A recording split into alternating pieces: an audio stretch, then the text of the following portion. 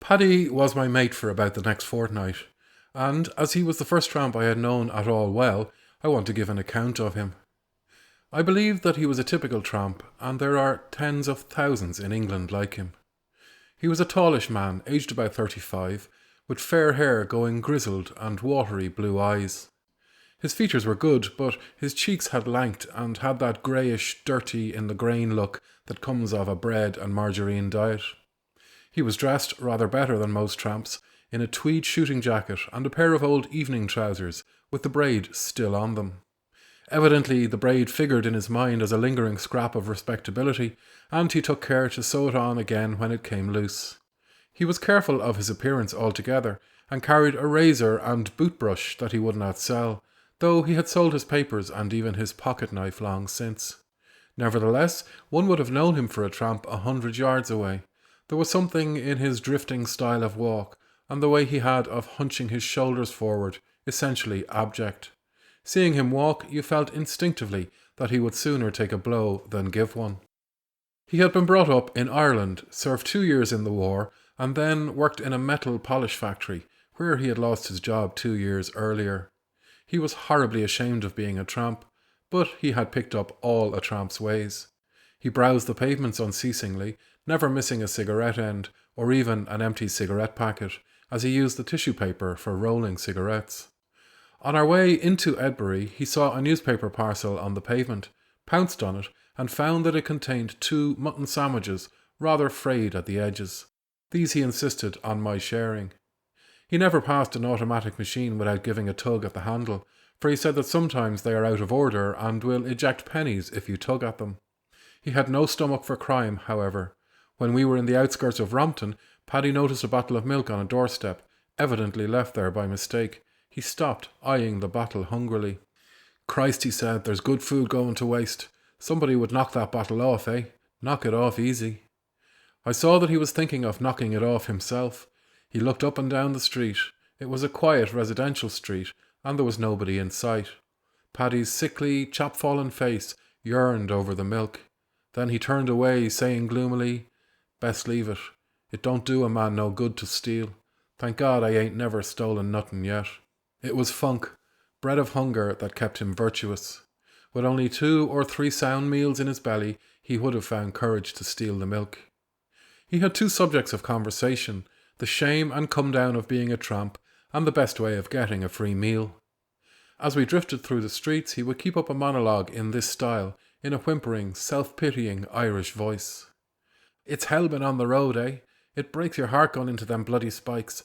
But what's a man to do else, eh? I hadn't a good meat meal for about 2 months, and me boots is getting bad. And Christ, how would it be if he was to try for a cup of tea in one of them convents on the way to Edbury? Most times they're good for a cup of tea. Ah, what a man do without religion, eh? I've took cups of tea from the convents and the Baptists and Church of England and all sorts. I'm a Catholic myself. That's to say, I ain't been to confession for about 17 year, but still I got me religious feelings, you understand. And them convents is always good for a cup of tea, etc., etc." He would keep this up all day, almost without stopping.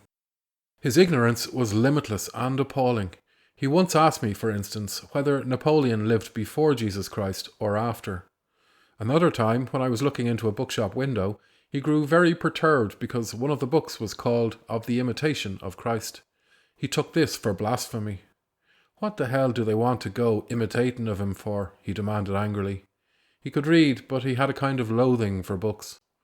On our way from Rompton to Edbury, I went into a public library, and though Paddy did not want to read, I suggested he should come in and rest his legs. But he preferred to wait on the pavement. "No," he said, "the sight of all that bloody print makes me sick." Like most tramps, he was passionately mean about matches. He had a box of matches when I met him, but I never saw him strike one, and he used to lecture me for extravagance when I struck mine. His method was to cadge a light from strangers, sometimes going without a smoke for half an hour, rather than strike a match. Self-pity was the clue to his character. The thought of his bad luck never seemed to leave him for an instant. He would break long silences to exclaim, apropos of nothing, "It's hell when your clothes begin to go up the spout, eh?" Or, "That tea in the spike ain't tea, it's piss," as though there was nothing else in the world to think about. And he had a low, worm-like envy of anyone who was better off, not of the rich, for they were beyond his social horizon, but of men in work. He pined for work as an artist pines to be famous. If he saw an old man working, he would say bitterly, "Look at that old, keeping able-bodied men out of work." Or, if it was a boy, "It's them young devils what's taken the bread out of our mouths." And all foreigners to him were them bloody Dagos, for according to his theory, foreigners were responsible for unemployment. He looked at women with a mixture of longing and hatred. Young, pretty women were too much above him to enter into his ideas, but his mouth watered at prostitutes.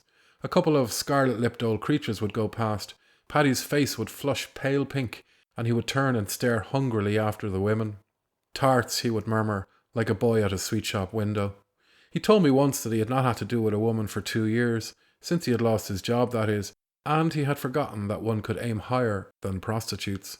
He had the regular character of a tramp, abject, envious, a jackal's character.